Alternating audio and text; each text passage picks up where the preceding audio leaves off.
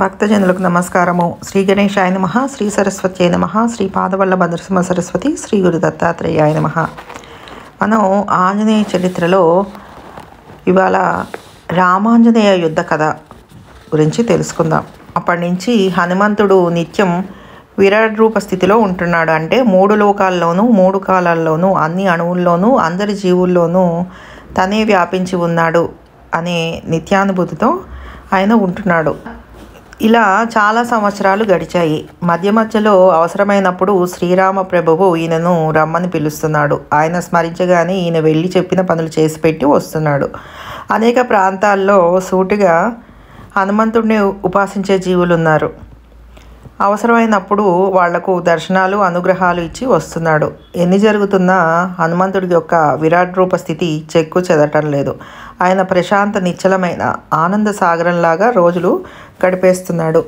ఇలా ఉండగా ఒక రోజున తన తల్లి అంజనాదేవి తనను పిలుస్తున్నట్లుగా తోచింది. ఆ పిలుపులో కొంచెం ఆవేదన ఆదుర్ద కలిసి ఉండేసరికి హనుమంతుడు ఉలిక్కిపడి వెంటనే తల్లి ముందు రాలేడు. ఈయన వాలేసరికి ఆ తల్లి ఒంటరిగా లేదు. ఆ పక్కన ఎవరో ఒక మానవ వ్యక్తి ఏడుపుహంతో నిలబడి ఉన్నాడు. అతను హనుమంతుడిని చూస్తూనే కాళ్ళ మీద బోర్లాపడి, ప్రభు శరణు శరణు, ప్రాణభిక్ష పెట్టు అని అన్నాడు, ఇంచుమించు ఏడుపు గొంతుతో. అతను అలా గోల పెట్టేసరికి అంజనాదేవి నిలువెల్లా కరిగిపోయి కళ్ళల్లో నీళ్లు పెట్టుకుంటూ మెల్లగా లేచి వచ్చి ఆంజనేయుని కాళ్ళ మీద పడి ఉన్న వ్యక్తిని లేవదీసి వెను నిమురుతూ, మా నాయనే భయపడుకో, నేను అభయమిస్తే మా అబ్బాయి అభయమిచ్చినట్టే అని ఓదార్చింది. ఈ సన్నివేశం అంతా చూసి హనుమంతుడికి ఆశ్చర్యంగా ఉంది. చూడగా ఆ వ్యక్తి క్షత్రియుడిలాగాను ఒక మహారాజులాగాను ఉన్నాడు. ముఖంలో సాత్విక కళ ఉట్టిపడుతోంది. కానీ ఎందుకో తన వంక బెదురుచూపులు చూస్తూ దండాలు పెడుతున్నాడు. ఇతడు ఏదో తప్పు చేసి ఉంటాడు. అది తెలిస్తే నేను చంపేస్తానని ఇతడు భయపడుతున్నట్లున్నాడు. మా అమ్మ అభయమిచ్చానంటోంది కదా, ఇక నేను వీడిని ఏమి చేయగలను? వెర్రివాడు కాకపోతే ఇంకా భయపడతాడేమిటి అని ఆంజనేయుడు లోపలే ఆలోచించుకొని పైకి మాత్రం అభయహస్తం చూపిస్తూ, ఓ సాధుపురుష, నువ్వు ఎవరో నాకు తెలీదు. మా అమ్మ నీకు అభయం ఇచ్చింది. అందువల్ల రామభక్తుడైన ఈ ఆంజనేయుడు బ్రతికున్నంత వరకు నీకు అకాల మృత్యు భయం లేనే లేదు. రామపాదాల సాక్షిగా నీకు అభయం ఇస్తున్నాను, సంతోషంగా ఉండు అనేశాడు. ఆ మాటలు విని అంజనాదేవి పొంగిపోయి ఎక్కడా లేని ఓపిక తెచ్చుకుని ఆంజనేయుడిని తల వంచి గట్టిగా కౌగలించుకుని తల మీద ముద్దులు కురిపించింది. తన తోకతో కొడుకు ఒళ్ళంతా తడిమింది. ఆంజనేయుడు కూడా పక్కనున్న మానవుణ్ణి మర్చిపోయి తల్లి ఒడిలో దొర్లి రకరకాలుగా ముద్దులు కుడిచాడు. కొంతసేపటికి తల్లి కొడుకులు ఇద్దరూ మామూలు స్థితికి వచ్చారు. అప్పుడు హనుమంతుడు మెల్లిగా తేరుకొని, అమ్మా, ఇంతకీ ఇతను ఎవడు, ఏం తప్పు చేశాడు అని అడిగాడు. అంజనాదేవి కొడుకును ఆడించి అప్పటికి అలసిపోయి ముసలితనం వల్ల మాట త్వరగా పెగలక ఇబ్బంది పడుతూ కూడా తప్ప తాటికాయ, ఏ తప్పు చేయలేదు అంటూ ఏదో చెప్పబోయింది. కానీ అలసటకు ఆవేశం తోడై ఆవిడ ఏం చెప్తోందో అసలే అర్థం కాలేదు. తన మాట స్పష్టంగా లేనిది తనకే అర్థమై ఆ తల్లి తన ఆసనం మీద సర్దుకొని కూర్చొని, నీ కథ నువ్వే చెప్పు నాయనా అని ఎదుటి వ్యక్తికి సంజ్ఞలు చేసింది. ఆ మానవ వ్యక్తి తల్లి కొడుకులిద్దరికీ మరోసారి సాష్టాంగ వందనం చేసి మునుముందుగా ఆంజనేయ స్వామిని స్తుతించాడు. అంజనమ్మ ముద్దుబిడ్డ ఆంజనేయ, అంజలించినాడ నన్ను ఆడుకోవయ, నారదాది మునులకే నీవు సకుడవు, రామభక్త కోటిలో నీవు గనుడవు, ధర్మమర్మ విధులలో నీవు మేరువు, ప్రాణదాన దీక్షలో నీవు ప్రభువు, పీడలన్నీ బాపని పేరు చాలును, లోని తమసు లుడుపని రూపు చాలును, నీదు పాదమంట నాకేమి చాలును, సచ్చిదానందమొక్కటే నాకు చాలును. అలా స్తుతించాక ఆ వ్యక్తి తన ఆత్మకథను ఇలా వినిపించసాగాడు. కాశీరాజు ఆత్మకథ. ఆంజనేయ ప్రభు, రామభక్తాగ్రేసర, నీ దివ్య దర్శనం లభించింది, నీ పావన స్పర్శ లభించింది. మహనీయురాలైన నీ తల్లి నన్ను పుత్రుడిగా స్వీకరించింది. ఇక నేను మరణించినా నా అదృష్టానికి లోటు లేదు కనుక ఇక నేను మృత్యువుకి భయపడటం లేదు. అయినా ప్రభు, నా గురుదేవుడైన నారదుడి ఆజ్ఞ వల్ల చావుకు భయపడి కాకపోయినా గురువుల ఆజ్ఞగా వచ్చి ఈ తల్లి పాదాలు పట్టుకున్నాను. ఆ గురువుల ఆజ్ఞ వల్లే నా కథ నీకు విన్నవిస్తాను. నేను దోషినో పాపినో శిక్షార్హుణ్ణో స్వీకారుణ్ణో నువ్వే నిర్ణయించు ప్రభువు, నువ్వే నిర్ణయించు.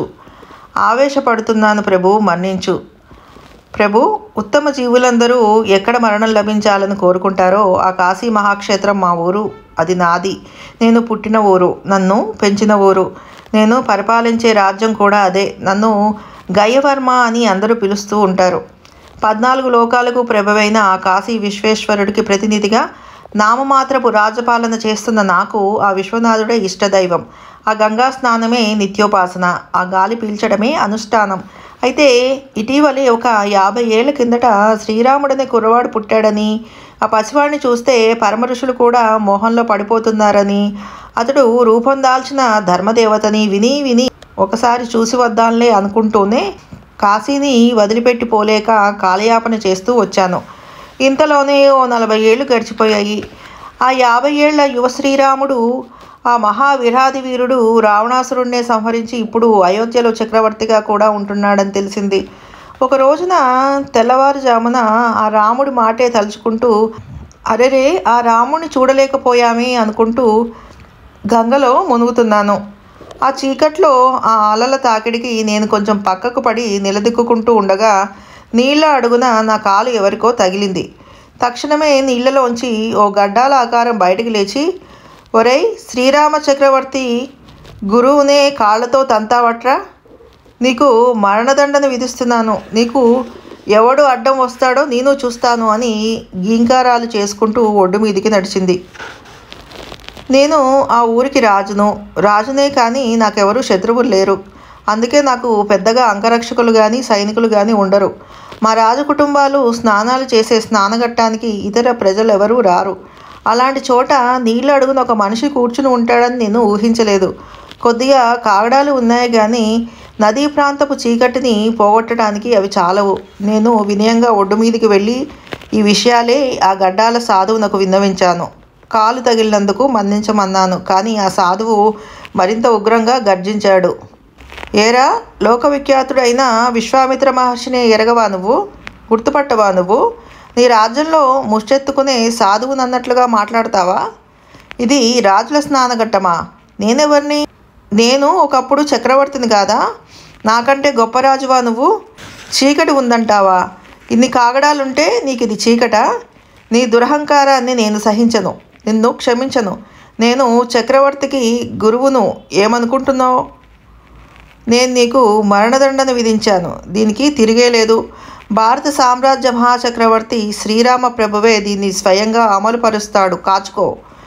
విశ్వామిత్ర మహర్షి ఈ విధంగా గర్జిస్తూ ఆ తడిబట్టలతోనే అక్కడి నుంచి వెళ్ళిపోయాడు. నేను అవాక్కై అక్కడే నిలబడిపోయి ఇలా ఆలోచించాను. ప్రభు విశ్వేశ్వర, నీ కరుణ అపారమైనది. నాకు కాశీ మరణం లేకపోయినా శ్రీరామ ప్రభువు చేత మరణాన్ని అనుగ్రహిస్తున్నావు. ఆయన ధర్మప్రభువని వింటున్నాను, చూడాలనుకుంటున్నాను. నన్ను సంహరించడం కోసం ఆయన ఇక్కడి దాకా రావడం దేనికి? నువ్వు అనుమతిస్తే నేనే ఆయన దగ్గరికి వెళ్తాను. నేను ఇలా ఆలోచించి విశ్వనాథ ఆలయంలోకి వెళ్ళేసరికి ఆయన మహానందంగా నవ్వుతూ దర్శనమిచ్చినట్లు నాకు అనిపించింది. అదే అనుమతిగా భావించి నేను అయోధ్యకు ప్రయాణమయ్యాను. ఇంతలో ఈ వార్త రాణివాసంలోనూ ఊరంతా తెలిసి మేము వస్తామంటూ ఒక మహాజన సమూహమే నాతో బయలుదేరింది. తర్వాత కథలో ఏం జరిగిందో రేపు చూద్దాం. సర్వం శ్రీ గురుపాదారవింద అర్పణమస్తు. సర్వే జన సుఖినో భవంతు. శుభం భూయాత్.